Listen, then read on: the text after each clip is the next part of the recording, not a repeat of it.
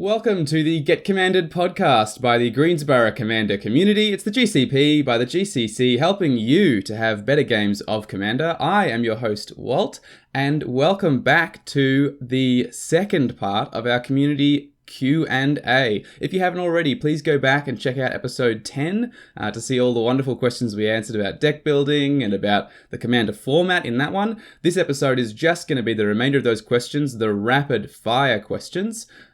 Without further ado, I'll throw back to past Walt. Enjoy. Well, look, we're getting towards the end. It's been a while already. Thank you for sticking with us, but we're at the rapid fire questions round. So these are the ones that we will try to answer as quickly as we can. We do have a clock in front of us, so we'll do our absolute best. We'll do our absolute best. I thought I'd start. One community member asked a couple of questions about our decks. Mm-hmm. I added a few because I thought it'd be easy just to smash them all out. Sure. So Nick asked, I really like this one first.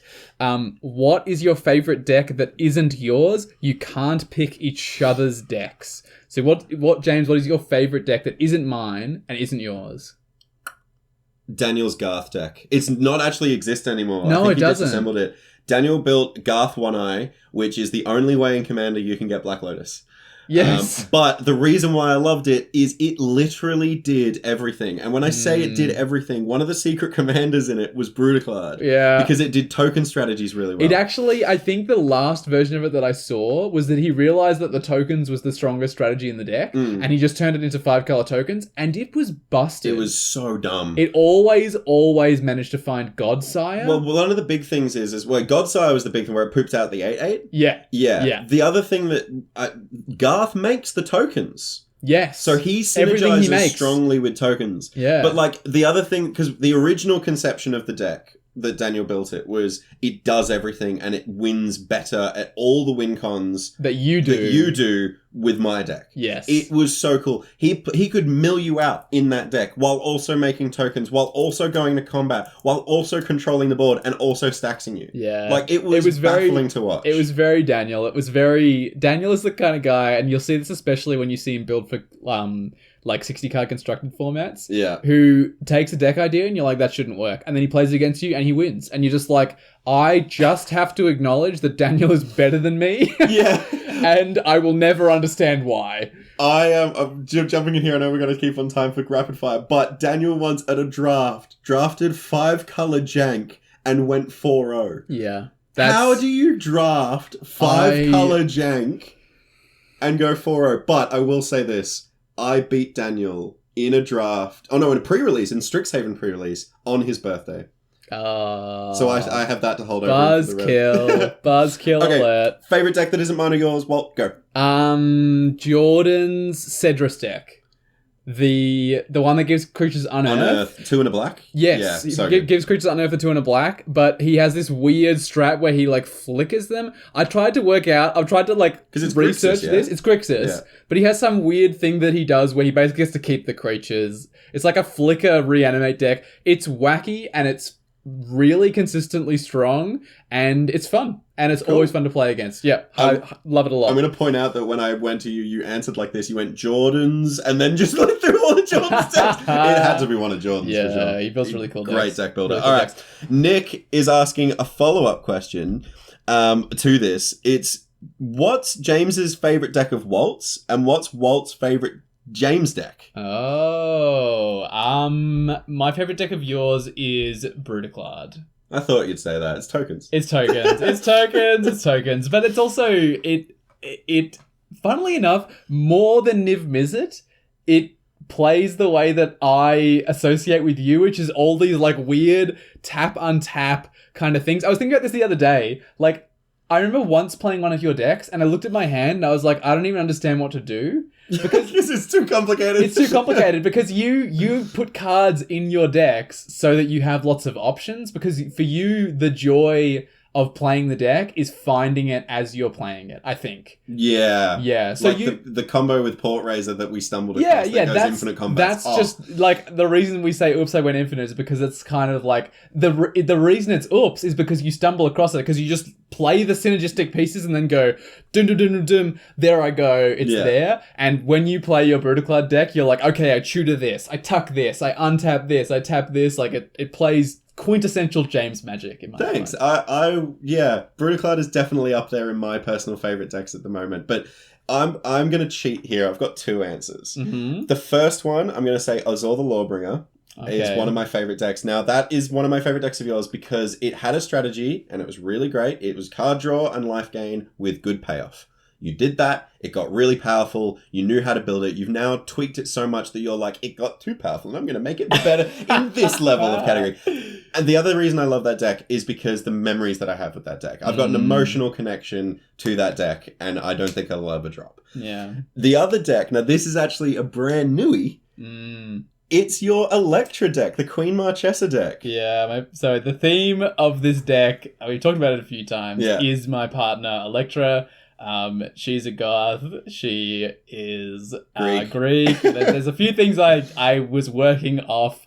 Every card in the deck got her go ahead. Like, I showed her the art. She doesn't play Magic. She's not interested in Magic She actually actively hates it. Actively dislikes the game. It's totally fine with me. But I just wanted to kind of make an ode to her deck.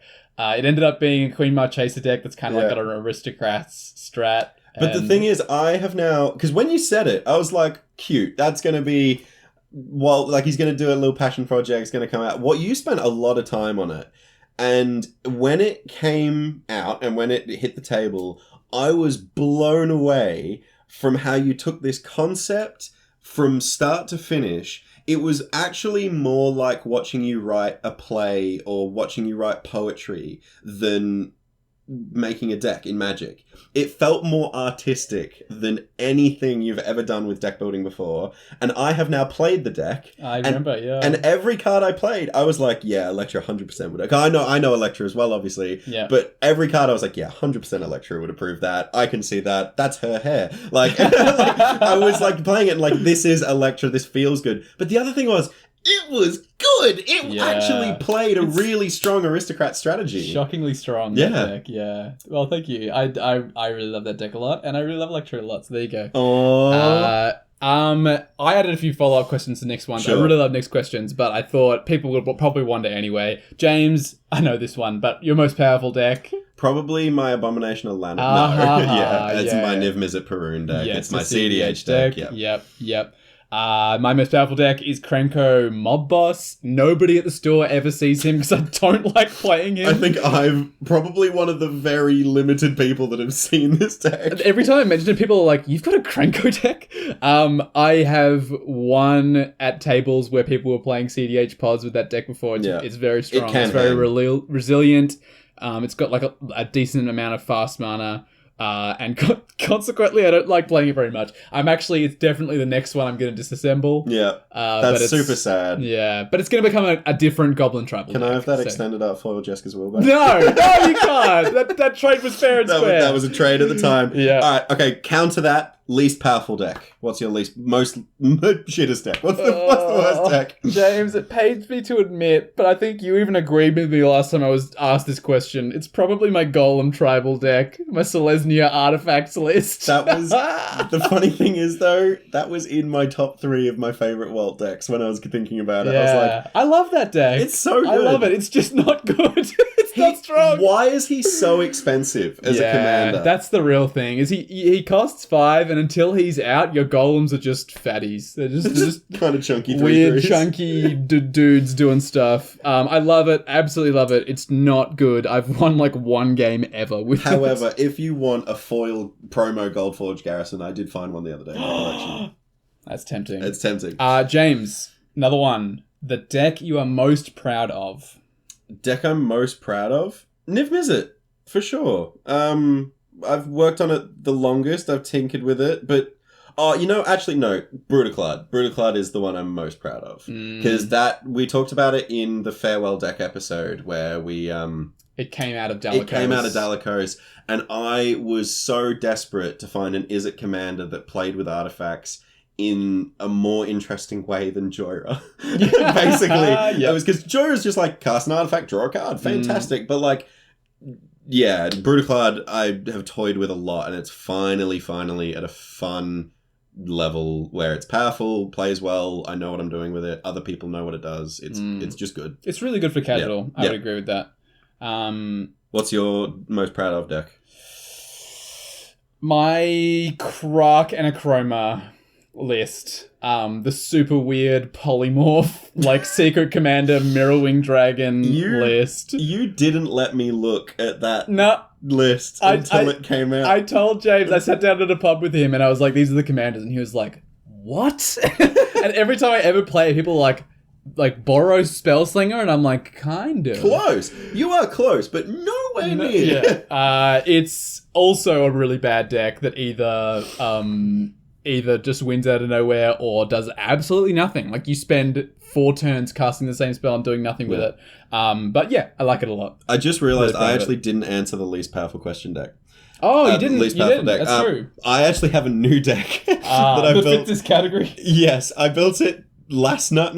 Last night, and I've played it once. Is it tribal? I've been talking about this for a while. This is the other Niv Mizzet, right? You were saying? Well, there's technically 5 Niv Mizzet cards in total. My lord. There is Niv Mizzet Perun, which is the one, the CDH one. Yep. There's blue, red, red. Yeah. There's Niv Mizzet the Firemind, which is 2 blue, red, red. Yeah. There's Niv Mizzet Draco Genius, which is 2 blue, red, red. There is the Niv Mizzet Reborn 5-color Niv Mizzet, which cares about multicolored cards. Correct. When it ETBs, you reveal the top 10 and put a card from each color pairing into your hand. Yep. It's pretty good. Yep. It's when Niv Mizzet was reborn as the Guild Pact on Ravnica. Yes. That's the story beat. The other one is Sliv Mizzet. Which is, it's, by the way, bonkers expensive now. Yeah. I bought it because I was like, it's a Niv Mizzet card, I'm buying it. I bought it when it was relatively cheap. It's quite expensive now. I don't know how much it is. We'll have to look it up. I think it's like around the $50 mark. I think it's back on the list again, so it might have come down dropped again. A little bit, but it's still expensive. Anyway, it's 2 blue, red, and it's a legendary creature, Sliver Dragon Wizard. And it gives all slivers Niv Mizzet's ability of whenever you draw a card, you ping 1 damage to any target. Is that what it does? And it allows you to tap and draw a card. So it does the Niv Mizzet Firemind thing. It is Sliv Mizzet. I actually weirdly wanted to build red-blue Slivers Tribal with Niv as their commander. I wanted extremely strongly, because we didn't mention it yet, it's not a real card. It's not, it's one of those play testy cards.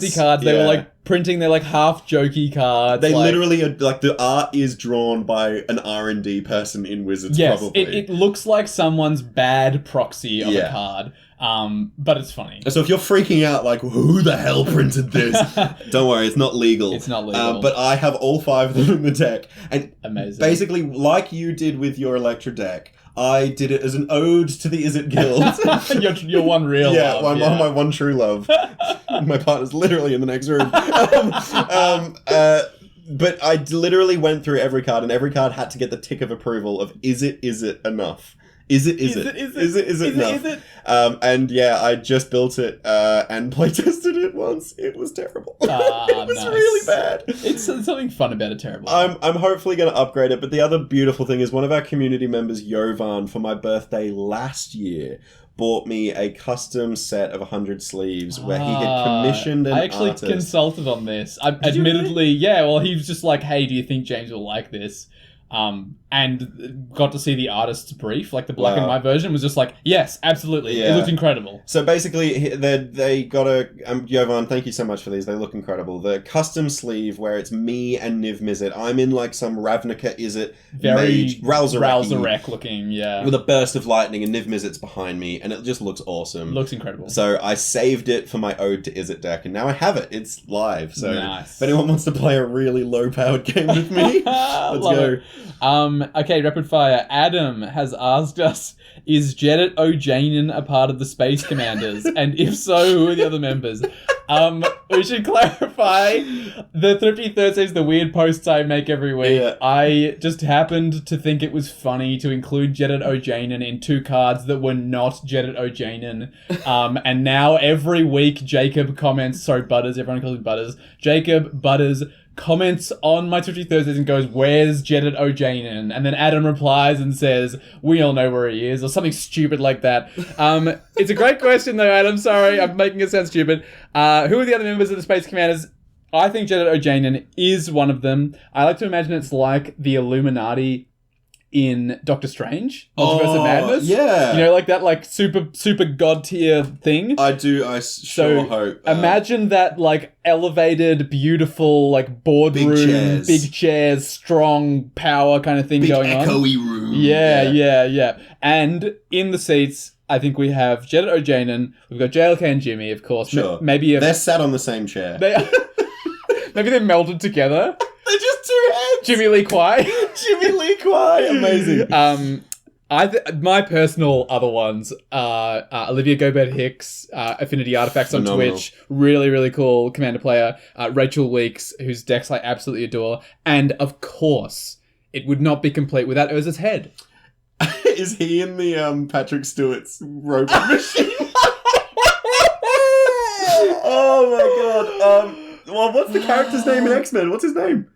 Professor X. Charles Xavier. He's in the Charles Xavier chair. Oh my god, Urza. Yep. Yes. That's phenomenal. James, any other theories for who else is on the Space Commanders? Look, we did a store promo, which I helped the store out promote, which is, there was a Jedit store promo, and it was a full art, old Jedit, like the original Jedit card. It is 7 mana for a 5/5 that does nothing. There's no text on that card. Literally nothing. It is terrible, but you can run it as a commander if you want. Yes, it's a legendary creature. And when I did that store promo, I made fun of that card to an nth degree. Yes, it was very funny. He's definitely on the Space Commanders because I yeeted that card so hard into Earth's outer atmosphere. He ended up on the Space Commanders. He's up there. But for the record, we do not know who the Space Commanders are. No. We get teleported here every Sunday. We get to hang out together. It's really great. We love them. And we should do an episode on how this came about and who the Space Commanders are, what our connections are. You guys clearly have connections to them. So tell us more about them. Tell us more about them. We don't know anything. Aaron asks, what are the most fun mechanics in Magic the Gathering according to James and Walt? And what are the least fun mechanics? James, what do you reckon? Most fun mechanics for Commander? I know you're going to agree with me on this one. Monarch. Yep. Commander. Love it. That is a mechanic that just loves Commander. Yes. It's designed for Commander. Well, it's designed for multiplayer. Yeah. It's perfect for Commander. I adore it. Every game that has Monarch in it is a better game, in my opinion. I have started to slot Monarch into my decks. The other reason why I love Monarch is because it encourages the game to go quicker, and the quicker games, more efficient. Some other mechanics that I really love. I did mention that I love Storm as a bad mechanic. Yep.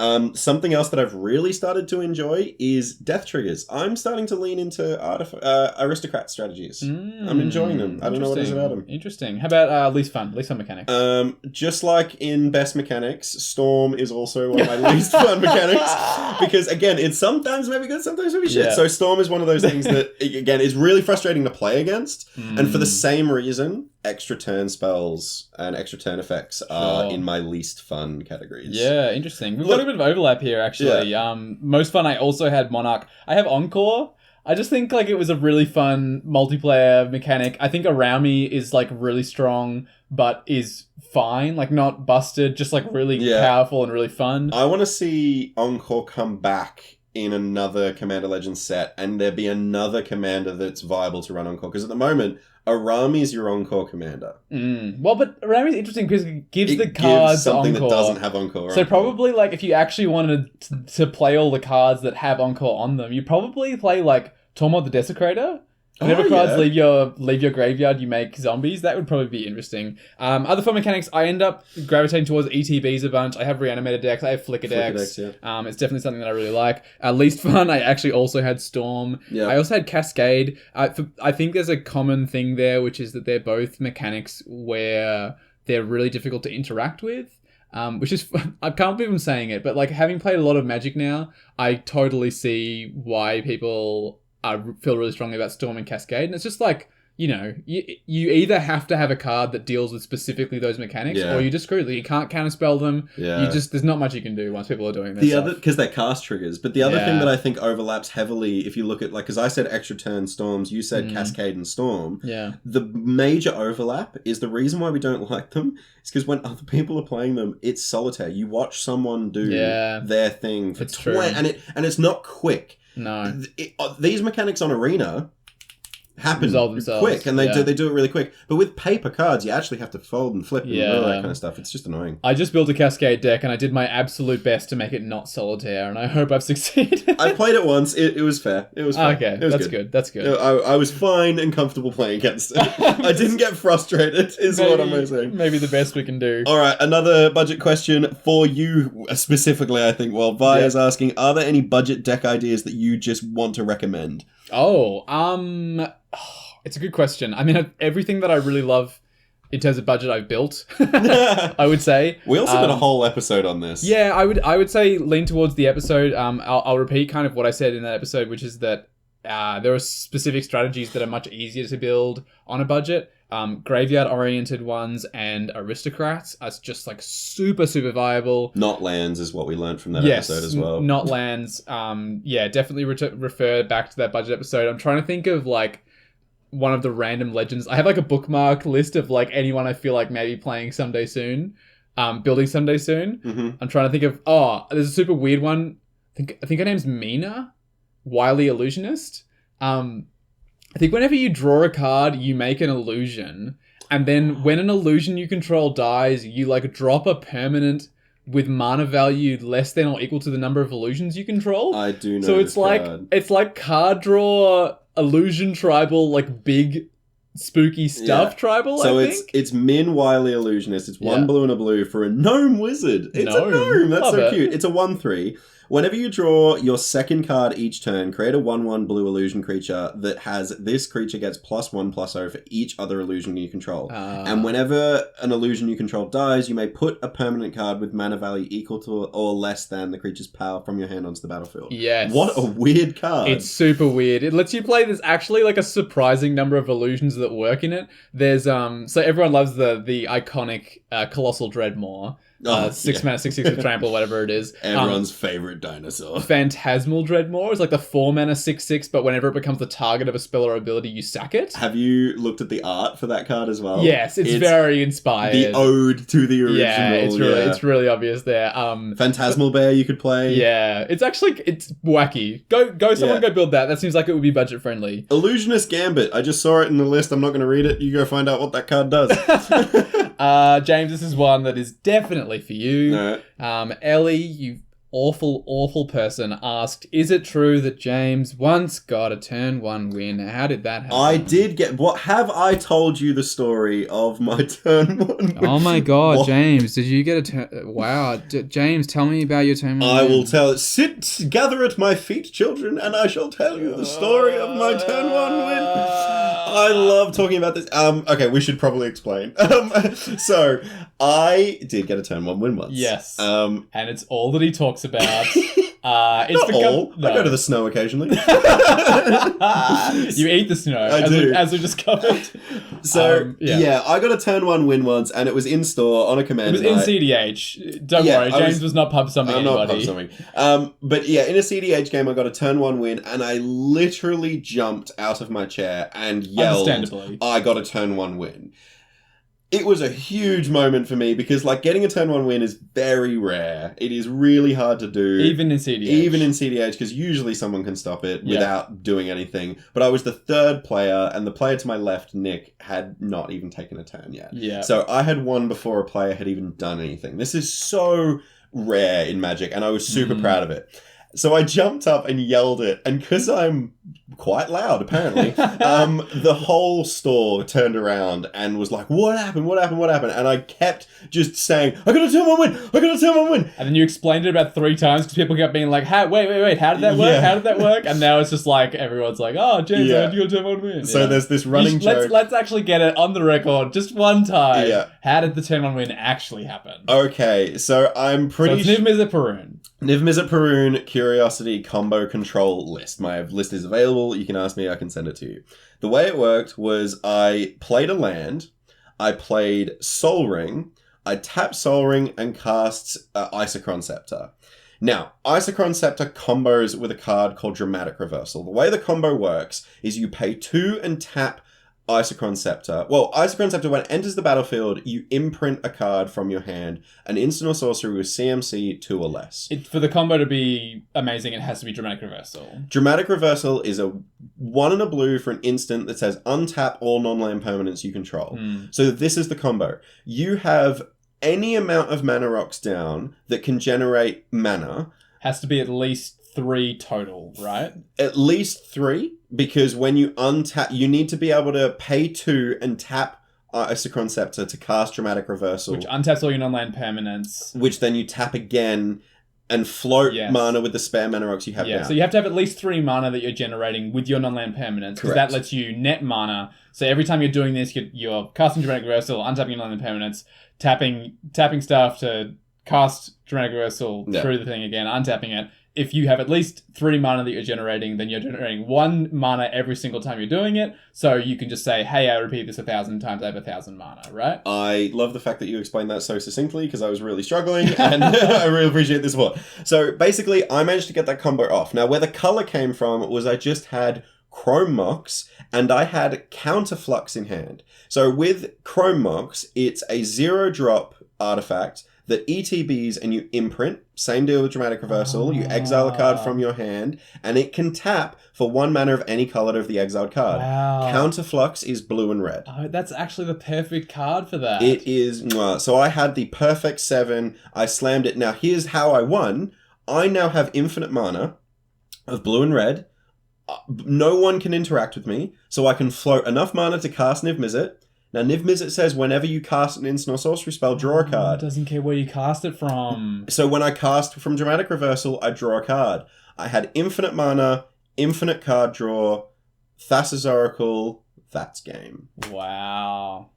That's pretty sick. I actually haven't heard that in a while. I forgot the Counterflux detail. It's actually so interesting, because without that, like if it was a blue card or a red card, you would get infinite blue mana or infinite red mana, but you wouldn't have both. But the fact that you had Counterflux meant that the Chrome Mox tapped for blue or red. Correct. So when you're doing your loop, you can just say, okay, I tap it and make 100 blue, and then I tap it and I make 100 red. Now I've got 100 blue, 100 red. That's, wow. That's actually really cool. That's why I'm so proud of it. But the other thing is, like, I've come close to a turn 2 win recently, but the problem was the colored source was Talisman of Creativity, and every time I tapped it for color, I was pinging myself down. So it's actually a limitation. And it's actually, I was in a really quite like serious CDH pod, and when I started tapping, I actually said, I'm going to repeat this so I have 100 red and 100 blue, or like some arbitrary number.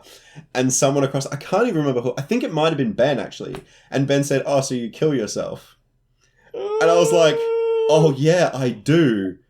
I'm out of the game. Right. And I sat down. Yeah, and CDH is like that. Yep. It's like, I said I did that, so that's what happened. Yeah, sorry, I'm 100%. We're down to the end of that page. Oh rapid fire questions. rapid There's fire more to come. Okay, another rapid fire question coming in from Jordan, which is weirdest expensive cards that we've splashed out on. It's a really good question. I unfortunately don't have a particularly good answer. I don't really I fork out on cards that are really obvious upgrades for my decks. Yeah. And because I build on a budget, those cards, like usually the expensive cards are the ones that everyone knows are really good. So they're not really weird cards to fork out on, you know what I mean? So as an example, some of the cards that I've traded for or I spent a little bit of money on are Dark Confidant. I traded a bunch of cards for that. It was great in my Muchessa deck. It is great in my Muchessa deck. Yep. I put the Ozolith in my Golem deck the other day. Really, really good. Maze of Ith in my Tygam deck means that I always get the attack trigger and untap him, so he never takes combat damage, and I get to do my rebound stuff. Because the card only cares if he has attacked. And and he has attacked, and then you've untapped him. Yeah, so good. And again, I say it all the time. I'm a Magic hipster. I love my weird cheap cards. So weird expensive cards is already not fulfilling one of my key criteria. Yeah. There's 2 things that Walt needs to tick off. Yes, exactly. Weird and cheap. Weird is just one of them. Yeah, I'm sorry to say I don't really have any weird expensive cards I spend a lot of money on. How about you? I don't think I've splashed out on weird cards, but I'll list off some of the cards that I've splashed some coin on. Mm-hmm. Crucible of Worlds was one of the ones in the early days that it was one of those cards that was just like out of my price range when I was playing. Crucible of Worlds was one. I think definitely buying packs on packs until I ended up digging up Chrome Mox and a Mana Crypt for Niv Mizzet was another one. Oh, yeah. That was a huge one. Actually, I do have a weird card that I splashed out on. I bought an entire secret lair to get Sheoldred. Oh, you did too, the Phyrexian. Yeah. The Phyrexian Secret Lair where all the text is written in Phyrexian. You should look those cards up if you haven't seen them already. They look so cool. They look really cool. Yeah. It looks very... I have everyone for trade except Sheoldred if you want them. I only wanted Sheoldred, but it was good enough value in the Secret Lair that I was like, I can splash the cash on this. Yeah. But Sheoldred is now in my Scarab God deck. It just was too good. Cool. Yeah, there you go. Very nice. Very nice. Adam asks, if you could make a Secret Lair, what 4 cards would you include and what artist would you work with? This is a really good question. I actually had to think about this a lot. Yeah. I ended up looking up a bunch of cards that I really like the art of and actually ended up landing on someone who famously plays Magic, Jesper Ising. Oh, he's been on game nights before, Yeah, hasn't he? yeah. He plays like very competitive Magic. He plays a bunch of CDH. You can see him play on Playing with Power. Didn't he I know also for sure. do the illustration for game nights playmat? Yeah, he did. Yeah. He did a promo with them. Yeah, That's for really sure cool. he did. And I was trying to think of like a cool, because like Secret Lairs always have something in common. Yeah. And I ended up landing on like Walt's weird budget white answers to things. So it's a collection of white That's instants. sick. It's Dawn Charm, Blacksmith classic. Skill, Disenchant, and Ephemerate. We did a skit with Blacksmith Skill. We didn't did. I also like Dawn Charm is unironically probably my favorite Magic card. It's a Thrifty Thursdays All-star. Absolute 100%. all-star. The funny thing about that is like usually Secret Lairs are good opportunities to reprints. This would be like that opposite version of a Secret Lair where it's like they reprint a bunch of cheap cards, but then those versions become expensive Because they've only been printed once and well, they're good. and they're like they're the cool versions of the Yeah. card. Like Ephemerate itself is like a $1 or $2 card, but every a full ultimate art version, Walt's Answers version. yeah, or like Okay. even the retro frame foil of Ephemerate is like $30 or something Really? crazy. I have one. Yeah. Damn. Exy. Yeah. Nice. There you go. I would want to do a really weird thing, and I just thought of this. I would want to do an NFT project. And I know NFTs... James. I know. So NFTs are terrible. Do not invest in them. They're stupid. But NFTs have this really weird, like, ability to do things online. If you have one, you can go to certain... Yeah, it's kind of like crypto. It's... Anyway, regardless of the thing, someone I think that would be really into it if I was to do this, Post Malone. Oh. I want Post Malone to do Postie's baller cards. So we do a Secret Lair, maybe not 5 cards, maybe like 3, of like reprinting, I don't know, maybe a Jewel Land. One of the Jewel, like Volcanic Island. Wow, okay. Let's say Volcanic Island. So it would be a broken, really expensive thing. But when you buy it, you get an NFT, which allows you to do certain things online or get connected with wizards or something like that. It's like a ticket. My God. So I would want to do some really outrageously expensive project with Posty. That'd be very, very prestigious. Yeah. Yeah, okay, that makes sense. Jordan asked this one. I really like this question. If you had to ban one card from each color, what would they be? You have to answer at the same time. And if they're different, you must fight. Okay. I thought we'd go through at least one color at a time. Let's not fight just for time reasons more than anything literally else. strapping up my boxing I'm so gloves sorry. right I'm so sorry. So we'll go through the color wheel. White card. Right. 1. 3, Yep. 2, 1. Rest Armageddon. in peace. Oh, okay. Fair enough. Fight time. I can see why you went rest in peace. I just every time I've played against it, it hasn't been fun. Sorry to say. Armageddon's a good one. Blue? Yep. 3, 2, 1. Cyclonic Stasis. Rift. Okay. Psych Rift. Okay, again, you've gone for like very sensible. I tried to be really bold with mine. I really just You're think banning a staple, dude. I know, but it's just so boring. It just resets the game for everybody else. I don't know. I don't like it. It's definitely... I wouldn't call it a win more... Oh, it is a win more card, though. No, it's a board wipe, and it's a really good board wipe. You win after casting it on end step at Overload, for sure. Most of the time. But that's the thing, it doesn't immediately win, which is like almost worse. Because it's like, okay, now I have to see you win. Yeah. Like, okay, show us how you win. You obviously win, but show us how. We have to wait for it. Good point. Alright, black. I'm putting in a rule here that it can be multicolored for this one. Okay. 3, 2, 1. Doughty Notion Voidwalker. Thief.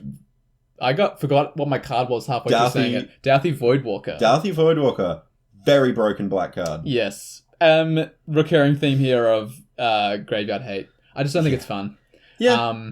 Notion Thief's interesting. We've actually, ironically, kind of gone for there's a bit of a recurring stacks theme here. Like 3 of our cards, Yeah. 4 of our cards are kind of stack pieces. Stasis and Armageddon. Armageddon isn't stacks, but it definitely blows No, up every I was just going to say, land. Rest in Peace, Stasis, Deathly Woodwalker, Notion Thief. I would call all those cards stack pieces in various ways. I found out, by the way, that Armageddon actually has what they call a brother-sister card, which is the exact same card with a different name.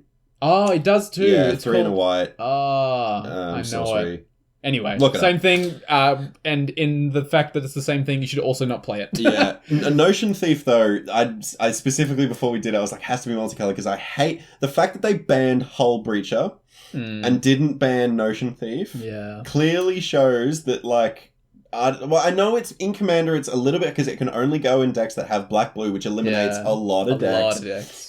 Hull Breacher was only blue. Also, it doesn't ramp you; it draws you. It's different. Notion Thief is a very game warping card. It is. Yeah, I'd agree with that. That's probably fair. Yep. Okay, red card.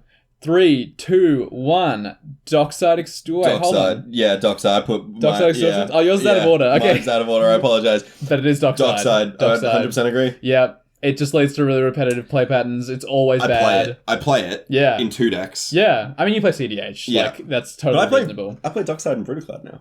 It's also really good in that deck. I don't blame people for playing it. I blame Wizards for not banning it. Alright.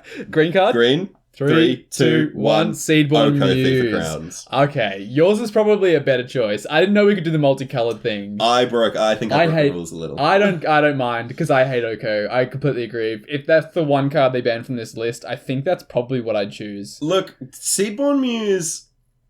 I just find it's like in any deck that's running it, it's like the best card in the deck. Yeah. And if you don't deal with it, you lose. It is, however, this is the reason why I look at creatures and not like creatures that have an onboard effect are not that bad, right? Because they're quite easy to remove. There's if you're not running creature removal in your deck, you're probably building it wrong, right? Whereas Oko, you would say Oko's a planeswalker. It's got a reasonable amount of also, loyalty. The stupid thing about Oko is that ability is an uptick. He upticks to permanently make your commander into a 3/3. I'd like to explain, because some of the newer people are not going to understand why Oko is so bad. So there's a few effects out there that deal with commanders pretty permanently. Some good examples of like really strong ways to deal with a commander. Oubliette. Oubliette's phenomenal. 1 black and a black for an enchantment. Target creature phases out. Yes. Now the reason why phasing out is so important is because phasing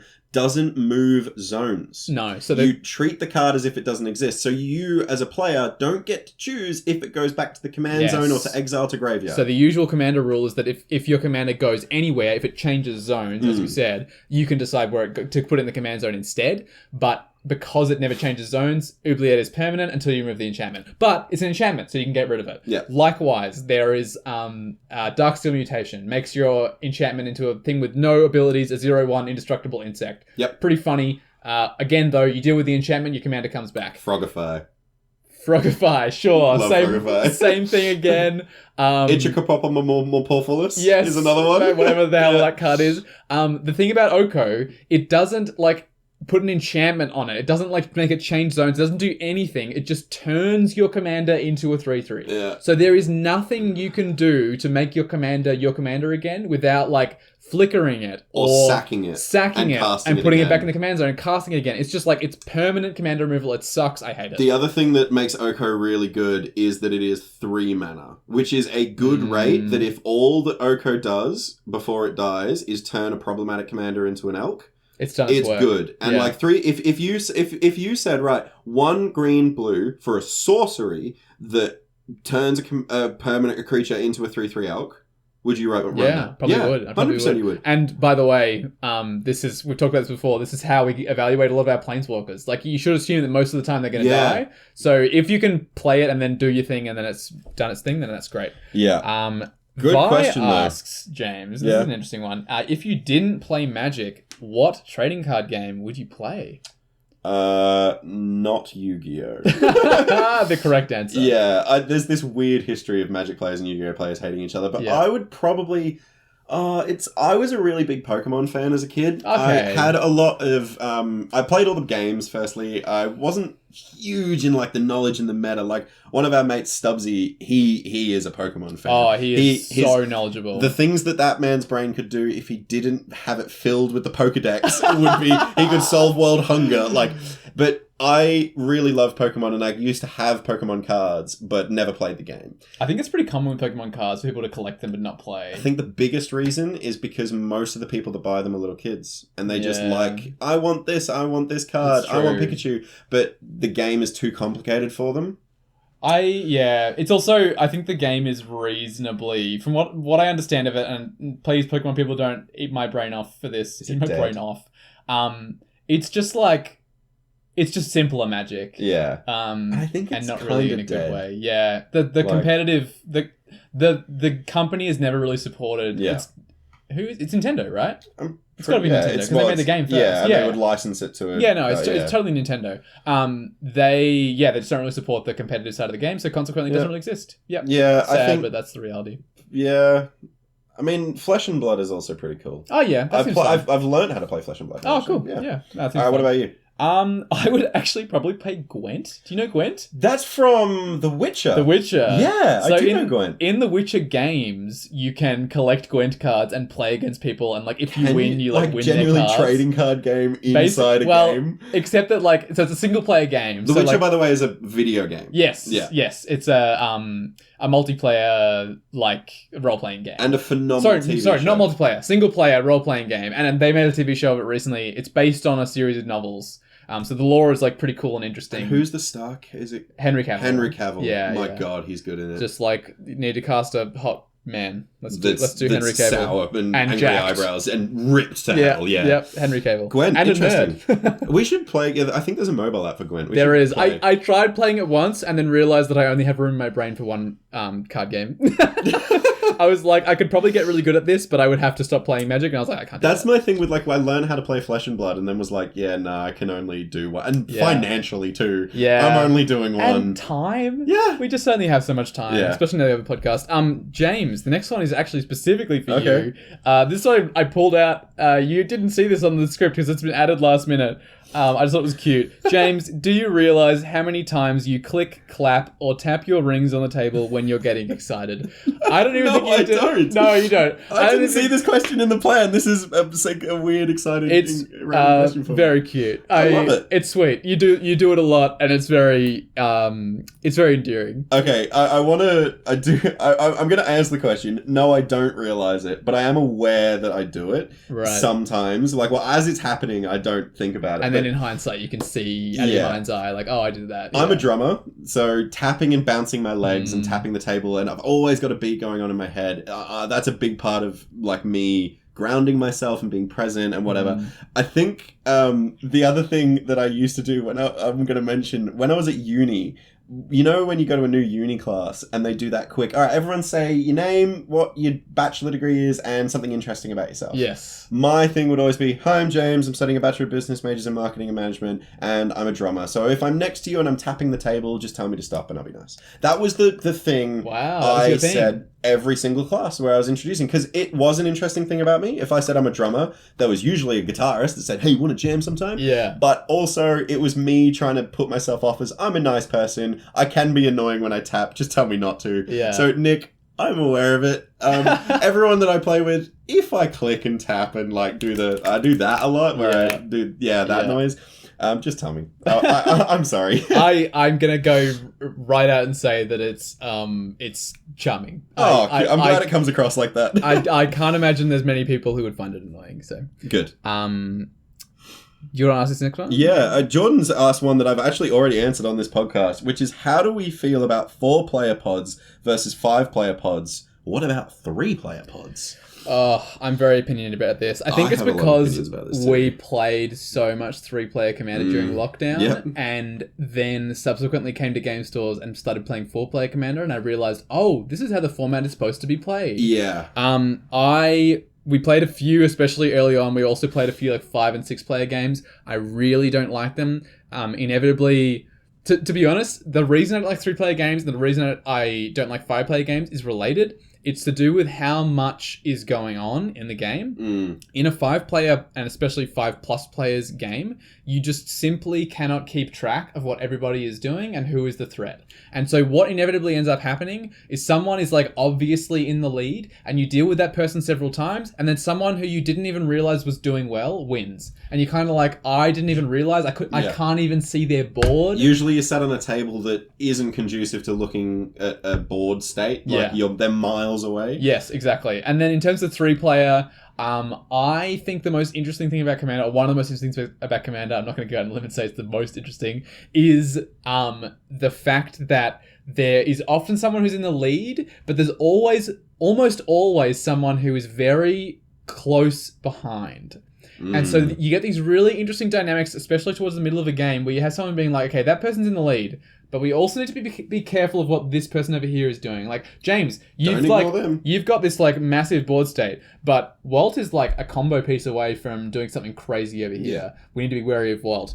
And that, I love that dynamic, because that's what leads to political alliances in Commander. I love that. I spoke about this in a Play of the Week segment. I can't remember what it was, but my favorite form of Commander is when everyone's in a Mexican standoff. Yeah. Commander should be a Mexican standoff all the time. And I find that 3-player is too easy for it to become archenemy. Yes. Anything over 4, it's free for all. It's free for all. And it's like, it's like everyone's just sent into a pit and it's just random. They also go too long. A lot of board wipes, because that's an easy way to stop things. You just blow up everything. Yeah, which makes the games go longer again. And do you remember very shortly after the lockdowns ended in 2020, at the end of the year, we went to the game store and they had social distancing rules and we couldn't play at the same table. So we set up we had to sit on these massive tables and we had to be really far away from each other. Yeah. Do you remember the 8-player game we had? I do. I have never Did we play Secret Commanders? I think it was Secret Partners. Secret Partners, which made it a little bit more bearable, but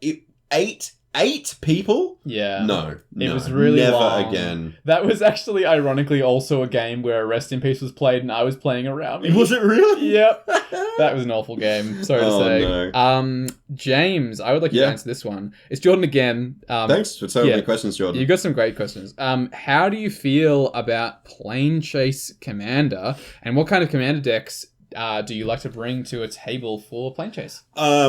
I put in my notes here that I love Plane Chase, but I'm going to preface it by saying I have to be in the right headspace for Plane Chase. I think that's most people, right, with Commander. Like, it's I have to be wanting a particular kind of game, I think. Yeah, I think I love it so much because it, again, I love Crux effect. You flip a coin, maybe it copies, maybe it doesn't. Like, I love effects like Gishath. Maybe you get a load of dinosaurs. I love the randomness of it. So Planes Chase is another element of randomness in Commander that's really fun. But I think what you have to do is you have to go into the game thinking, I'm not going to play to win here, because I could flip a Plane Chase card and it just be terrible and it turns off my deck. It could be the silver bullet for my deck, which has happened a lot in Planes Chase, and I've seen it. So I'm actually going to give a bit of advice, because we actually have a couple of the Plane Chase decks floating around our store. And if you guys want to play Plane Chase with me, let's do it. I'm really keen to do it. However, we are not playing to win. We're there to tell a very wacky story together. Like, that's a good way to think about it, I think.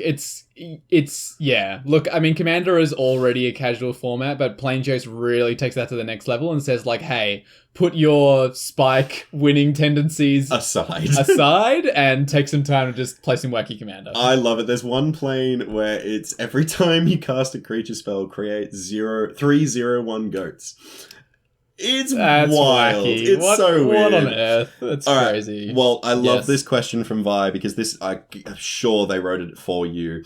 Are there any commanders that you would like to build without a budget limit, given the chance? And what would the deck look like? Oh, I had to think about this one so much. It's so tricky. Again, I really, really enjoy the budget restriction. I like the creativity that it brings. So that's my preface is, in general, I wouldn't even build without a budget if I could. However, so if you won the lottery, you wouldn't buy I don't think I would buy an expensive. I'd probably have like a couple of upgrades for my decks, and I'd probably have like a deck or two that was like strong, and I'd buy all the pieces for it. But you enjoy the budget challenge. I really enjoy the budget challenge. It's like part of how I build decks now. However, I wanted to answer your question, Vi, because it is a really, really good one. Question. So I had a really good think about it, and the answer for me is I want to build a tribal deck. So sick. One of those decks that's like changelings and stuff, and you like running Reaper King as the commander? Something like that. Or like, some kind of commander where you like, you basically play, for those who don't know, there's a few of these lists floating around. You play a bunch of the spells that, especially creatures that get really good depending on how many of that creature you have. So like Captivating Vampire is a good example, right? You tap 3 untapped vampires you control, gain control of target creature. Absolutely bonkers in a vampire's deck. Yeah. The tribal deck says, okay, what if I had a bunch of ways to make changelings? So creatures that have every creature type, and I can play all these different effects that are great for their specific tribes, but they're all in my deck and I get all the upside. It's really wacky. It's really cool. However, I could never build that on a budget because all of the best tribal cards are also the best tribal cards in their tribes, like right? all the best elf cards are expensive because they go in every elf. They're the best elf card. Yeah, exactly. So some examples that I was looking at because I was just like trying to think about what the expensive pieces were. Knight Exemplar gives your knights indestructible and +1/+1, I believe, something crazy like that. Tendershoot Dryad is the one that poops out a sapling every upkeep, and then when you get Ascend, so you have 10 permanents, which happens all the time in Commander, saplings get +2/+2. Again, holy shit, absolutely crazy card, but not cheap at all. Yeah. So yes, I think I would build a tribal deck. That's and I'd so put cool. all those really cool synergy pieces in, find all the weird lines of play. That would be kind of fun. Do you have anything you would do? I do. There is a tribal deck that I want to shout out in store though, and it's Callum's tribal the deck. Reaper King deck. Yeah, Reaper King. So it's hybrid Wooburg for 2 of each or Wooburg. And it's whenever Scarecrow enters the battlefield, destroy target permanent. Yes. Probably the best tribal commander out there. It's really cool. It's pretty sick. I've also seen General Tazri.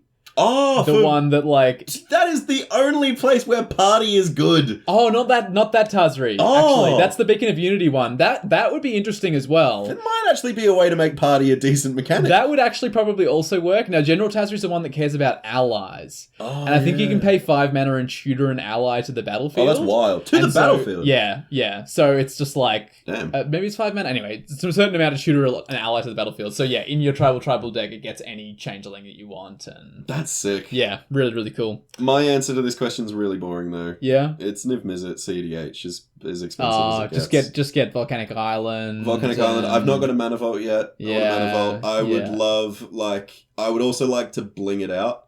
Like I've got foils. I've got a foil Chromux. I've got the extended arts of all the enemy fetch lands. I've got the Khans of Tarkir, beautiful versions of those allied fetch lands that work. I've got really nice cards in there, but I would love the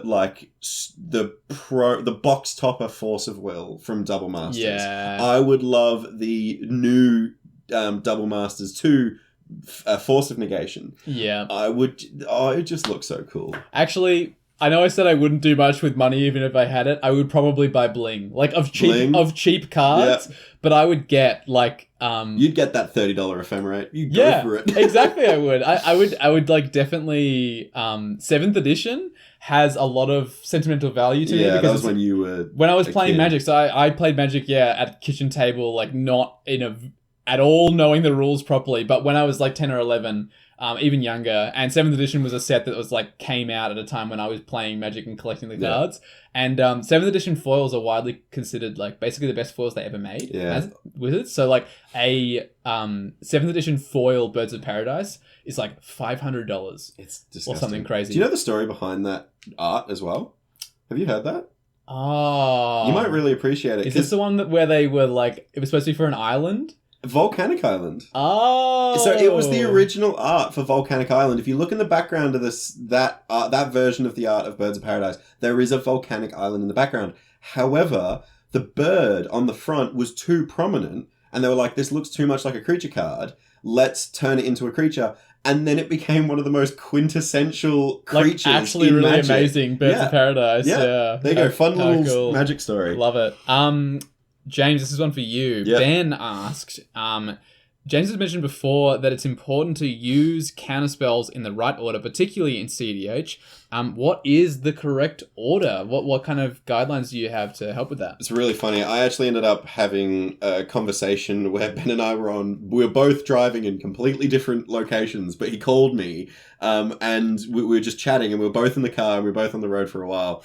And he actually said, "Oh, by the way, I was just listening to your podcast and you were talking about where you talk about free counterspells versus non-free counterspells." And we kind of got in this debate, and I can tell he really wanted me to put it back in the podcast because he's asked this question. The thing that I didn't talk about in that podcast episode, in the responding episode, was specific counterspells. Right. So and I'm calling them specific because they counter a specific type of spell. So like non-creature, so like instant. Swan Song would be a good example, right? Swan it's like, Song. For a blue, it's an instant. It counters an instant, sorcery, or enchantment spell. Good job. And then the spell's controller makes a 2/2 bird. Yes. Yeah. Which I always draw as a little pigeon. I've got these like whiteboard Infinity tokens. James loves those. I always draw the little pigeon. It's cute. Yeah. But I didn't talk about if you've got a handful of counterspells, which order to use them in terms of specific counterspells. Right. Because I thought it was relatively obvious, but sometimes it might not be. Use the specific ones first. Yes. There is an exception to the rule. Right. And it's always the exception to the rule in a counterspell war. Hold Flusterstorm until the very end. Flusterstorm should always be the last one. Do you want to explain how Flusterstorm works? So funnily enough, we've talked about Storm quite a lot this episode. We have. This is a counterspell with Storm. It counters a target instant or sorcery spell, I'm pretty sure. It's another specific one. Might be non-creature. Not sure. Damn, I'll need to check that. But something like that. It's a counterspell, and it counters target spell unless its controller pays 1.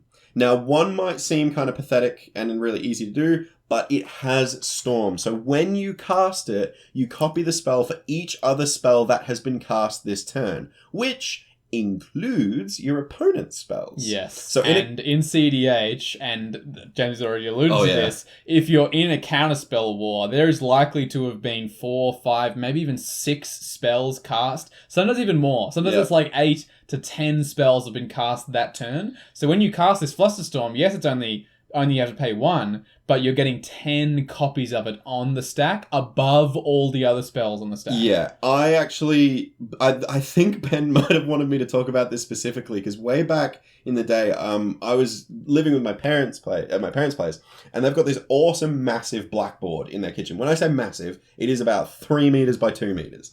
Wow. It's a huge blackboard. Absolutely huge. Really fun for writing Happy Birthday, Georgie, when it's my sister's birthday or like whatever. Things. Yeah, but it's also really good for drawing a stack of magic on if you're really complicated. And one time, Ben and I were playing and we got in a counterspell war and 2 Flusterstorms entered the stack. And we each said, right, 3 copies will target this will... Why would you do that? It got so complicated. So yeah, in terms of specific counterspells, use the ones that specifically target non-creature or instant or sorcery or enchantment first. So not counterspell. Like counterspell itself just says counter target spell. It can counter anything. Yeah. So you're saying use your Swan Song, use your Dovin's Veto, use anything that has a restriction on the kind of spell you can counter. Save the ones that counter anything for the very end. So Force of Will's a one that counters anything. Correct. Save that in your hand. Yeah. Pact of Negation counters anything. Save that in your hand. Yeah, Force of Will and Pact are actually 2 of the best ones to hold until the very end because they hit everything and they are free. Yeah. So your opponent never sees them coming. The other thing that I'll talk about specifically with counterspells that I don't think I talked about enough in that responding episode, which we're probably going to do another episode on anyway. Have to. Is think about what you're countering on the stack. You don't always have to counter the last counter spell. If you would prefer, because like I've had it in this situation before, right, where I've had, so you cast a game-ending spell. Say you're casting Demonic Consultation. I cast Pact of Negation. And then we get in this this counterspell war. Now, you counter my Pact of Negation.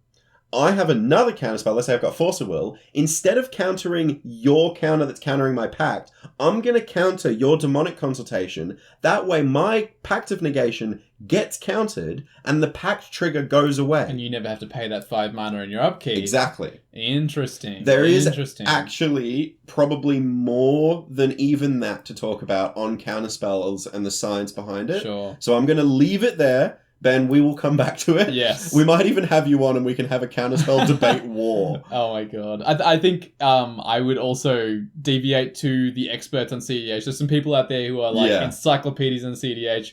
I know a little bit. James knows a fair bit more than me, but like we are by no means experts on CDH. So I play. The only reason I feel like I have a space to talk about it is because I play a lot of Counterspell CDH. Yes, I mean you play only Niv Mizzet. So only Niv Mizzet my control. Yeah. So there are incredible YouTube channels out there, incredible explanation videos, playing with power. Go check all of them out. Go investigate, but if you want my opinions, they're my opinions on counterspells. Sounds good. Sounds good. All right, we're down to the last Oh my god, we're there. Home stretch.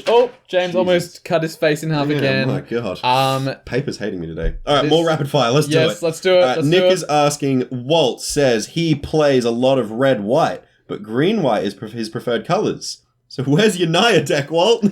It's a really good question. I don't have a really good answer, to be honest. It's just the fact that I haven't seen a Naya commander that really jumps out at me. So, you guys out there, Nick, even if you know of a Naya commander that you think I'd be interested in, let me know. I will say the one thing that stops me a lot of the time is that, from what I can tell, a lot of Naya commanders are tokens, and I already have many token decks. As we've discussed before, I like to build decks that I don't already own a version of or own something similar to. So yeah, the day you find like a weird Naya commander out there for me, let me know. I will build it, but until then, it's going to be no Naya for me. Well, all right, I'm going to go on EDH Rec tonight, but Mark is asking, everyone else seems to have a huge collection of cards. Should I be buying boosters and precons to catch up? Mark is one of our new players as well. He is one of our new players. I love you, but no, I feel like I've told you so many times, Mark. Buy singles. Buy the cards you need. You don't need a huge collection of cards. I have personally helped this man, James, sort through his collection of cards. Trust me, it is not worth it to crack all those boxes. It is actually work. It is work to sort through those cards and work out what you want to keep. It's work to organize them. It's work to find the space to put them. You don't need it, and you will lose cards. If you have that many great cards, everyone I know who has a huge collection of cards is like, oh, I found a shock land the other day. That should not be a thing that happens to you. You should know where your shock lands are. Buy singles. If there's one thing I can tell you, please, just buy the cards you need. Don't buy the booster boxes, please. Okay, look, I'm gonna... You can have a rest now. You're all good. You have a drink of water. Calm down. He got very agitated during that. He's now taking a nice drink of water. That was well deserved. I am going to say gambling with magic packs can be fun, but don't fall into the trap. Sure. It's a build a collection. Your collection should be predominantly decks, in my opinion. Yes. And I think, well, look, fine, you have a big trade binder, you have a box of chaff, whatever, but like, the cards that you're using and where the money is, whatever, I think that should be in your decks. And I'm going to stress that a collection of decks is actually quite important to have. Sure. I reckon we've talked about diversity in your deck collections and what to bring to a store. Yeah, we've talked before. We definitely highly recommend having... I believe the recommendation we made was one precon or precon level deck. Precon level being a very crucial word. Yes, a crucial word there, because not everyone wants to play an actual precon. One, like, strong deck. Doesn't have to be CDH. It can be if you want it to be, but one, like, strong deck that can hang with the best. If you have the means. And one deck that is synergistic, but not going to make anyone cry or...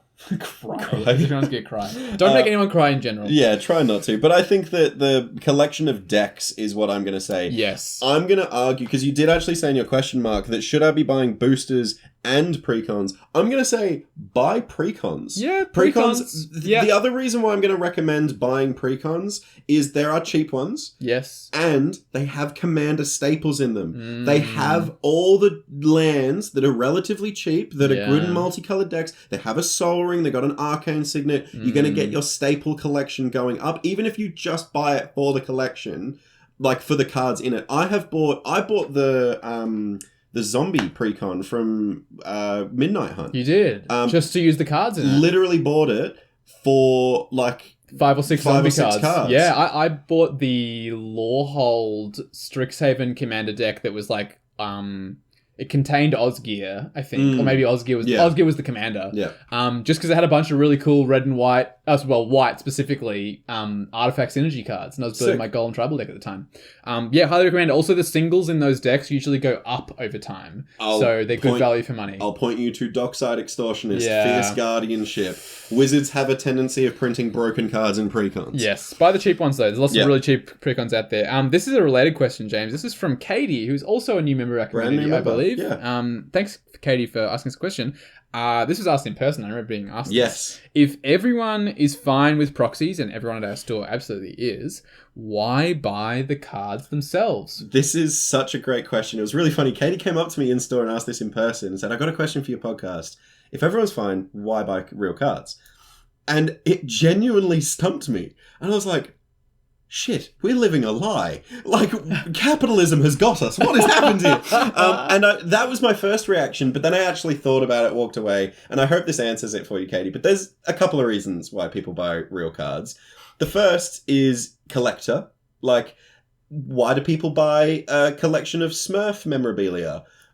Doesn't have any purpose. You just like it. It's just something that you can own that's really nice. Collector pride is something that's really big in Magic. Something that I'm really prideful on and won't waver on is my Niv Mizzet deck has never had a proxy in it.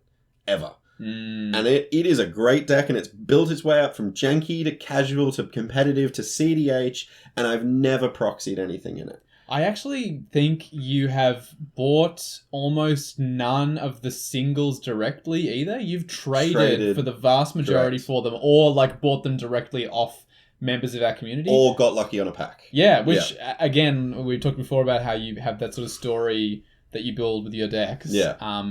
And that contributes to that, for sure. For sure, 100%. And the other thing, there's like, the collector pride's one bit, but the other part of buying Magic cards and like being a part of it is there are hundreds of people that work on these cards, artists paying for cards, and specifically like secret layers, for example, that are like more collectible items. There's secret layers like the LGBTQI one recently that came out. It was so cool. It like had a charity that was linked to it. There was a really good Black Lives Matter movement one that came out. That's a really good reason to buy real cards. And also we love Magic. If no one buys Magic cards, if everyone was like, all right, I'm going to just play with proxies, Wizards doesn't work as a company, and it dies, and we don't get the game we love. It's true. I'm not really going to contribute there because I just buy singles. But look, I enjoy playing on a budget, which is why I usually don't play with proxies, because that's usually the reason you play with proxy, right? Is because you would. I'm not going to spend $1,000 on a volcanic island. Exactly. So if you build on a budget, you don't really have to do that. So I enjoy owning all the cards that I buy because they're cheap. Now, there's one more reason that you might want to buy Magic cards. And again, I am not endorsing this. I want to make it very clear. But it can be a way of investing money. It is a terrible, terrible way of doing it. And if there's any financial advisors out there that hear me say this, I'm not endorsing it. I'm just saying some people do it. It is a reason that people do it. I agree that it's a bad one. But like some cards go up in price and you can sell them on later and get a return. And some people are like, you'll never get a 400% return on any investment you make with any bank. I'm like, but also if it rains, your investment's gone. They could scrap the reserve list and reprint a bunch of cards and they go down in price. Also, it is more volatile than NFTs. Way to kill your enjoyment of the game. to turn it into numbers and trading the game that you love. James, this is gonna probably floor you. I'm gonna quote Notorious B.I.G. and say, what a reference. Let's go. Never get high on your own supply. Damn, okay. As someone who doesn't endorse drugs and doesn't engage in drugs whatsoever, I want to make that clear. But seriously, Walt's busting out the 10 crack commandments and relating it to Magic the Gathering. But seriously, don't play a game with cards that you love and have that be your finance. I think that's a really terrible idea. Yeah, okay. Moving on from the terrible tiptoeing on eggshells that was finance around Magic, we're moving to a question from Adam, which is, what mechanic or tribe would you you want to be given more support for Commander? Good Adam, question. Great question. I had a really good thing about this one as well. I landed on, we talked about Kaika and how I disassembled it in my in the last episode. And it was because I wanted a Spirit Tribal deck, and it wasn't a Spirit Tribal deck. It was a deck that made spirits, but it wasn't about the Spirit Tribe. I want a better Spirit Tribal commander. They recently printed Millicent, who cares about spirits dying and how many spirits are in your bin, but there's no other support for that really, especially in blue-white. I want a commander that cares about tapping and untapping creatures, because spirits are really good at that as a tribe. They also care about flash. So I want a commander that cares about flash. I want Grixis colors, because I just did a bit of research for this question. Obviously, Azorius is great for the flying tribal stuff. There's a lot of spirits in Azorius. And a lot of spirits in flying. Yes, but there's a commander, some people play for spirits, Iname, I hope I'm saying that correctly, who is a black legendary creature that... I don't know exactly how it works, but it basically tutors spirits to your bin. So yeah, like I want some combination of like caring about spirits dying, because Millicent seems to care about that, Iname cares about that. I also want flash to matter, tapping and untapping would be cool. Any combination of those things in Grixis colors, and I will 1,000,000% build a Spirit Tribal deck. Iname Death's Aspect. 4 black for a legendary creature spirit, 4/4. Doesn't have flying. Lol. When Iname comes into play, you search your library for any number of spirit cards and put them into your graveyard if you do shuffle your library. Wild. It comes into play, has been errated to enter the battlefield, by the way. There is going to be a surge of staple spirit cards that go when that commander is printed. For sure. That's cool. I love that question. That'd be really cool. James. Yep. David, courtesy of David, has asked... What is your biggest weakness as a commander player? I really had to think about this one because I'm perfect. No, I have said multiple times in person and on this podcast, I am not the best commander player. I am not a great deck builder. I sequence things wrong. I just have got a very loud voice and a microphone and a friend that wants to sit down with me for 2 hours and talk about magic. So we have a podcast. But like, I actually thought about it, and I think... Because I looked at it as a question, not outside of the game mechanics. I kind of went outside and looked about as Commander on a whole. I think my biggest problem is patience. Right. I am not a patient person in most situations. Usually, I am the type of person that gets in the car and puts the car in gear before he's fully fastened his seatbelt. I'm that kind of person. I'm also the person that turns the car off and opens the door at the same time. Like, I'm always on the go, and I think that's partly the reason, as I'm very busy, but, like, I'm just impatient in general. So, translating that to Commander, the biggest problem that it causes is if someone's thinking for a long time on their turn, my tapping will increase on the table. I'm going to get really impatient, and I'm probably going to start coming across as salty. The other thing that it translates to is I'm impatient on my own turns. You want to work it out now, and then you want to do it and see how it goes. Yeah, and not only is that, that's a very is-it way to play, but it leads to a lot of mistakes. I constantly will look at a game and go, damn, if I thought about that before I did it, I probably would have been able to sequence it correctly and win. I think my weakness is similar, which is that I think I don't consider the entire board... I'm talking about as a Commander player, what my weakness is. Because that's what David asked. I got too philosophical and personal. I apologize. No. And yeah, I don't think I consider the entire board before I'm making decisions. I am like really obsessed with, I'm sure you learned from the Order episode, also from the Playstyles episode, I'm a real spike. I care about the mana value of things. I care about the sequencing of things. Yeah. And one thing I focus on way too much is definitely mana efficiency, which is I try to spend like exactly all my mana on every one of my turns. Or like, in a full turn cycle, I like to spend all my mana. Yep. And I get annoyed when I don't. That's why you put Horizon Stone in every deck. I don't actually. Maybe I should. Anyway, but like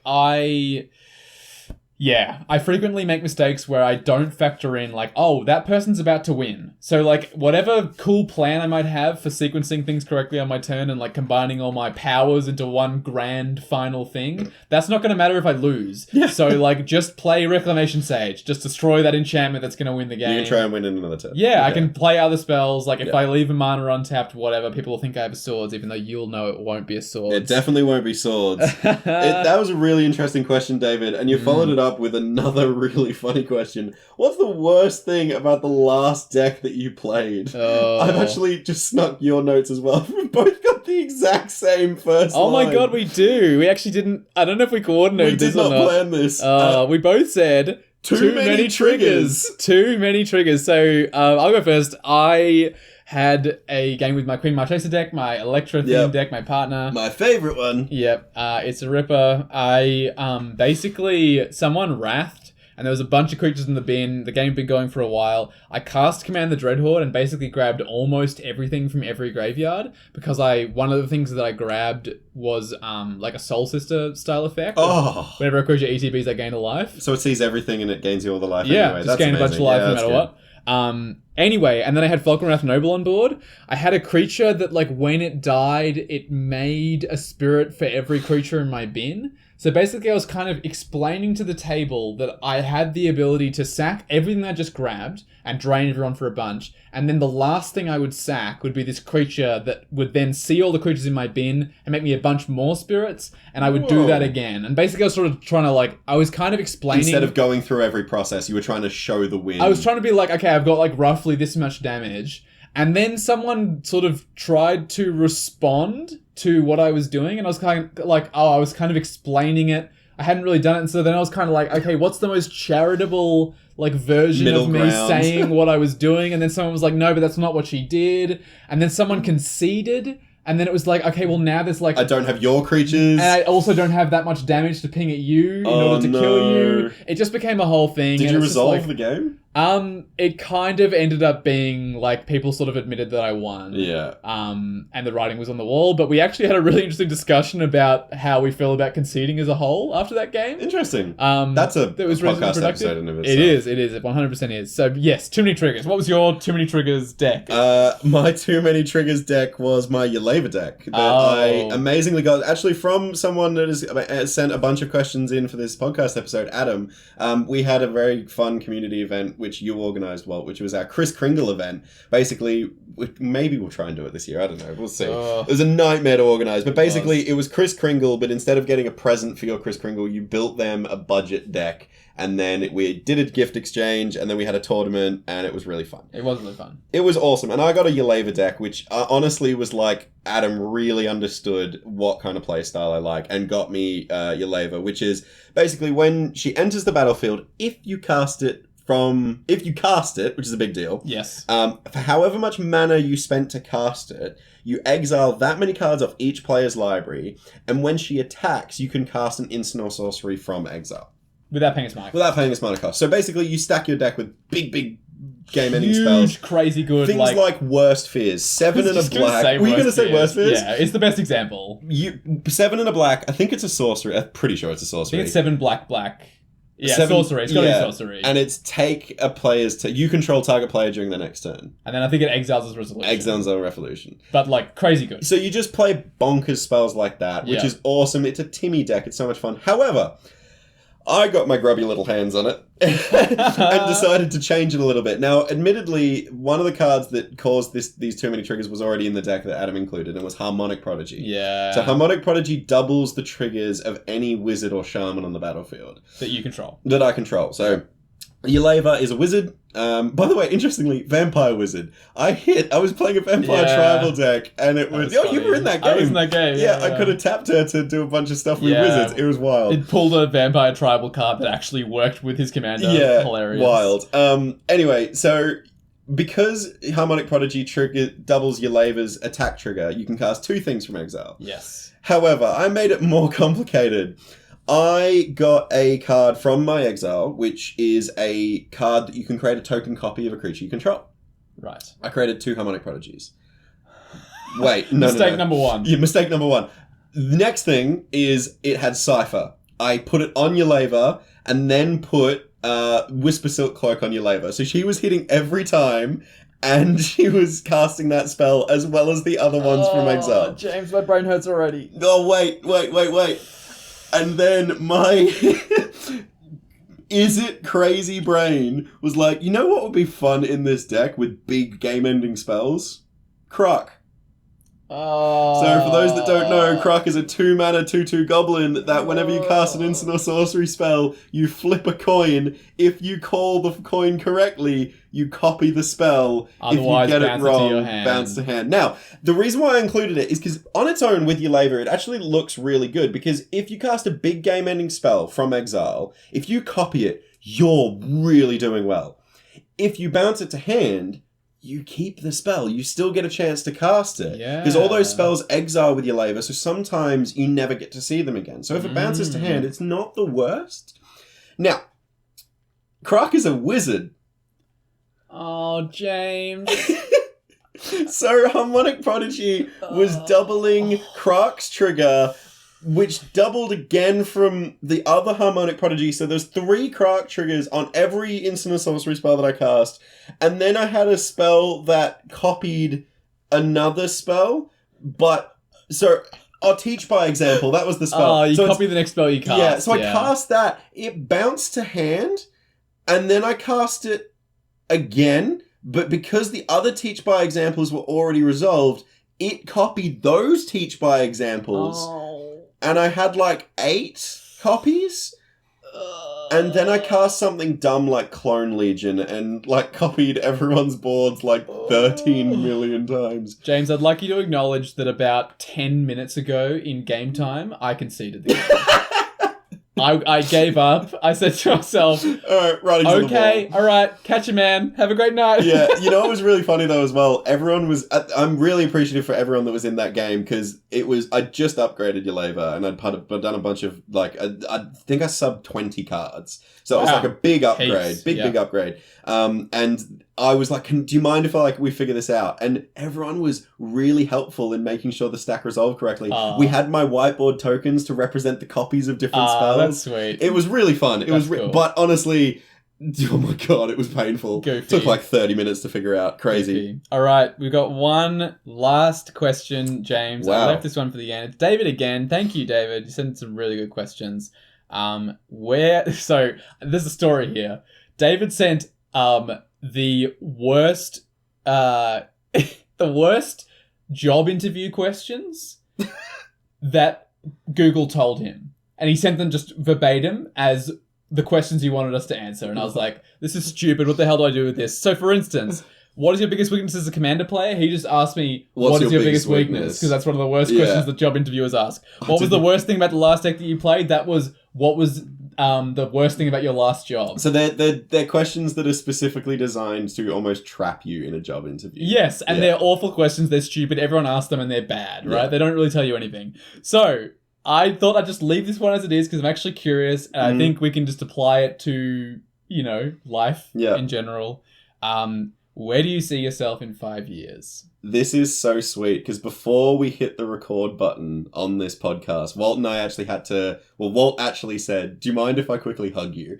And we had a bit of a moment where we just gave each other a big hug, because we'd realized that this is episode 10 of something that was a silly little project, and now we actually can see something in this. And not only just in this Magic the Gathering podcast, but in our community, in our little non-for-profit that we've got set up, in the incredible group of people that I hold so dear. Genuinely, to the community that plays at Greensboro that's listening to this podcast, love you. From the bottom of my heart, love you to bits. And we had a bit of a chat, a very quick chat about the state of Magic, the state of our little non-for-profit, the state of our podcast. And I said very seriously to Walt that, in 5 years, if we're, big and famous and, we're doing this as our day job, and there is no one I'd want sat next to me in a podcasting studio other than Walt. So in 5 years, I would like to be sat in a podcasting studio with some better equipment, maybe some cameras, some lights, all that kind of stuff, and still doing this. But I'd love to be doing it as my day job. I'd love to make this a career. I'd love to, like, our non-for-profit, our community-based stuff, like the events we run, we've got some really good potential to work with charities. We've got some really good potential to run stuff that's bigger than just our community. We can, like, I put in our constitution that I want to be the player choice for Magic the Gathering in Australia. In 5 years, I would love it if Mark Rosewater goes, hang on, what's going on in Australia? There seems to be this rogue group that's not affiliated with Magic the Gathering or Wizards of the Coast that's doing their own thing and is using our game as a platform to spread their wonderful message. I would love it in 5 years if I get a call from Wizards of the Coast and we have a conversation about how Magic can be improved in Australia or something like that. What a beautiful way to end on this question. What about you? 5 years. Are you Rocket League Grand Champ? I'm already Rocket League Grand Champ, thanks. That's true, I honestly, I'm with you. It's been an absolute blast making this podcast. I obviously write a lot of the weird skits that we do. I've made that weird TikTok that we did as well.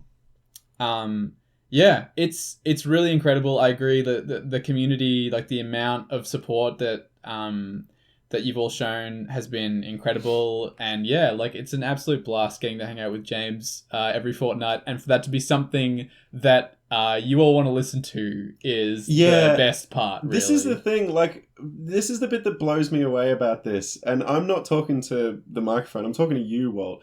The fact that we get to hang out and talk to each other, and there are people that find us interesting enough to listen to in their car. Like Nick said the other week that he's barely listened to music in his new car. He's listening to our podcast. Yeah, it's really flattering, and it's kind of I know we're still like small and everything, but we're babies. Yeah, but any number of you, if you enjoy our podcast and you enjoy listening to us ramble, and you like the sound of our voices in your car or on your headphones as you're going for a walk, every single one of you is valuable to us. And it's incredible. It's incredible to feel like the thing that we're doing is worth something to you guys. So I really appreciate it. The only thing I would add to seeing ourselves in 5 years, I completely agree in terms of the podcast.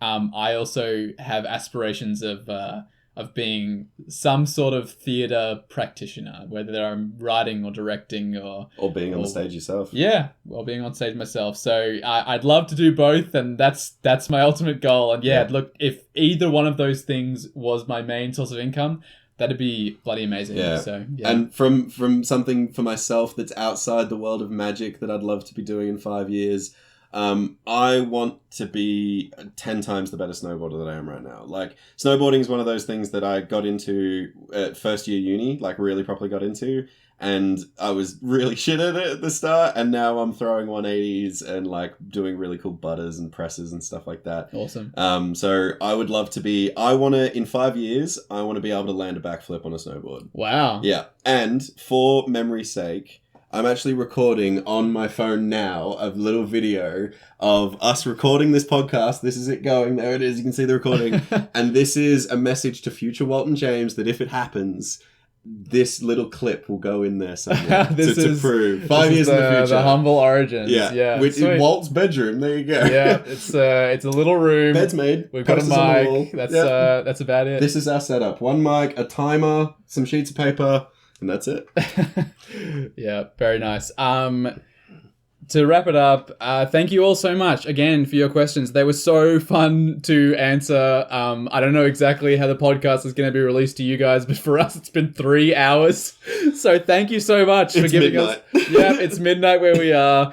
Thank you, for supporting. We wouldn't have made 10 episodes if you hadn't enjoyed it so much. So thank you so much. Yeah. We can't wait to see what the future holds. I will note that we're probably going to have a little bit of a hiatus after the release of this episode while we work on lining up some exciting new developments for us. Yep. We're not going to lock anything in. We're not going to tease anything, but it's looking exciting. We want to get those things lined up before we come back to you. So bear with us. It might take a little bit longer, but we're working on it. And for the listeners, what do you have anything else you'd like to ask us that you'd like maybe us to address in a new podcast episode. We've obviously got a few lined up as we talked about, but we'd love to have a few more questions to look at.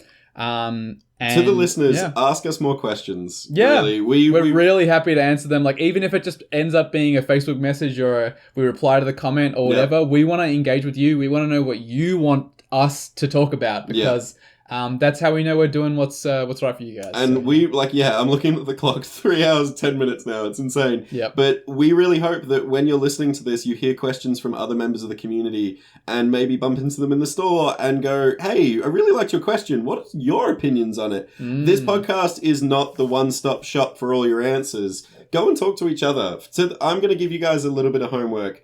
Go and ask some of the questions that you heard in this podcast to other players when you're playing the game. How do you feel about stacks at the table? What's your opinion on stacks in Casual Commander? Yeah, what's your favorite deck that you don't own? I like that question a lot. That was a sick question. I also liked how you specified now one that's not Walt's. It's too easy. James, it is tradition. It is tradition. End of the episode. Play of the week. Do you have one? I do, and it's actually from the realm of CDH, which I talk about a lot, but it is from our Welcome to CDH tournament that our community ran just recently. To give people a bit of an insight onto what the tournament was, it was a competitive CDH tournament. The bracket worked that there were 4 pods that each played a game of CDH. So 16 in the bracket. Yep. Each winner then went into a final pod of 4. Each competitor won a Lotus Petal, and the winner of that pod won a Chrome Mox. Yep. So 2 rounds. There's one final victor at the end of that second round, and everyone who makes the second round gets a prize as well. Yeah. It was and everyone gets to play CDH, which is the main thing we wanted. The other thing that we did for this event, which was because it was community organized, we did it specifically that proxies were welcome, because CDH is an incredibly expensive format to get into on its own. But we did make sure that it was fair. So we got our judge to verify all the proxies to make sure that they're playable and looked good and weren't cheating in any way, all that kind of stuff. The other thing that we did was we ran it as a welcome event. So we actually gave a bit of a speech at the start of what CDH was. We had our judge do a bit of a conversation with the players about how priority really works in Commander, because that's something that casual players kind of forget. Yep. Sort of, we trample all over it most of the time. And it's like, I would have responded 2 turns ago like this. Can we fix that? Yes. And usually the answer is yes, and in CDH the answer is no. So in CDH you really have to be like, do you response? Cool, it resolves. Yes. And follow turn order with your responses. Yeah. Correct. So it was really good for players that had just started Commander to get an idea of what CDH is and how it differs from casual. And we're going to talk about CDH in a podcast episode because it's a whole topic.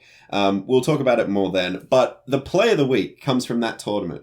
So, 4 pods. You're actually in one of them. I was. You'd lost to Johnny, which is an incredible play with a red deck. Yeah, he red came out of wins. nowhere. Very typical CDH, mono red player. Did nothing win. But the play of the week was not that nothing win. It was actually our tournament champion, Andrew. Andrew Drake played a really great Winota Snowball Stacks deck, which is just incrementally getting better stacks pieces and really locking the game down. And you break through the stacks because Winota just gets the best creatures out of your deck, so you just get more and more stacks pieces and it never affects you at all. And you're just swinging every combat and you're beating face, so you'll eventually win. So the play of the week is the lesson that we learned. At the end of the event, I did a bit of a wrap-up and I said some lessons that we learned and all this kind of stuff. Now, the lesson that we learned was mulliganing in CDH is very important. Mulligan hard. If you get 1 free mulligan in Commander, you should probably take it. You can probably get a better hand than your first one. So, the play of the week is Andrew winning his round 1 win. He started with 5 cards in hand. So he mulliganed 3 times. 3 times. Okay, so already pretty substantial. You don't see that very often. No. The final, we determined turn order. Andrew was going first. Drew was opening 7. Everyone drew, did the mulligans correctly. Everyone said when they were, you resolve mulliganing in CDH with a comp, with a judge present, you have to do it in turn order as well. Yes, it's actually important that people know whether someone else has taken a mulligan before they decide to take theirs. Correct. Yep. It's super important. Everyone mulled. Fantastic. Okay, so everyone draws another 7 in Commander. It was a good lesson because these guys were the best of our players on the day that all turned up, and everyone mulliganed the first time, so everyone was like, cool, all right, mulliganing is important. Second round, Andrew mulliganed, and I think Johnny mulliganed. No, and the other 2 kept. So these 2 players going to 6. 2 players going to 6. Next round, Johnny's like, yep, I'll keep 6. Andrew's like, no, mulligan, down to 5. I did it fine at the last table, that's fine. Draws 7, mulligan again. Wow, so down to 4. Down to 4. So he draws that next 7, and he just looks, and everyone's like, we're watching this as like, this is before the players have even stepped foot on the pitch. They've not even put their boots on yet. And we're watching it so intensely. There was like a crowd gathered at this point. It was like... everyone else just wanted to know how it was going to end. 20 people gathered around the table, and he draws 7, and he just looks up and goes, mulligan. He went down to 3 cards in his opening hand. Wow. Now, I saw what cards they were, and they were super, super relevant cards that he kept in his hand. The first one, Cavern of Souls. Right. So you choose a creature type. It taps for a colorless or a mana of any color. Of the chosen creature type. But it has to be to cast a creature... Yes, of the chosen creature type, and that spell can't be countered. Correct. Big reason why that won the game. Yeah. Because there was 2 other control decks at the table, and David was playing Joyra, which has quite a lot of counterspells. Butters was playing Tassiger, which again, quite a lot of counterspells. That Cavern of Souls won Andrew that game. He chose human, managed to get Winota out, just got really lucky with draws, but had a creature that was low enough that would proc Winota in his opening hand, and from there, the snowball stack started working. And that Cavern of Souls was the play. It was turn 1, play Cavern of Souls, that's the play of the week. That 3-card opening hand won the game. If I can shout out one other card that was in that opening hand. Do you remember them? Gingerbread. Yes, I totally forgot Gingerbread was one of them. Yes, I was trying to remember what card. Our favourite food golem himself. He's the a 1/1 food. with haste for 1 colourless. And you can pay 1 and make him unblockable except by creatures with haste. And you can pay 2 and tap him and eat him. And sacrifice him. He just is a food, 3. you gain 3. And he's a golem. Yes. So he goes in Ishtar But the most important thing is he's speedy and he can't be blocked. Or he's difficult to block. And in Winota deck, I agree with the Cavern of Souls. That's the crucial piece. But he had that relevant non-human creature. That procs Winota. Yeah. It was honestly something to behold. And it was really funny at the end of it. We had a couple of players that didn't mulligan aggressively that learnt a very valuable lesson. Yeah, I think I did, honestly. Yeah. Looking at his win, I was like, okay. Mulliganing. Gotta note that. Yeah. Gotta note that. Like, you can just keep going until you find the cards. You're playing with the best cards in Commander, which is, in general, the best cards in Magic's history ever. So, if you're fishing through your deck, try and find the best ones if you can.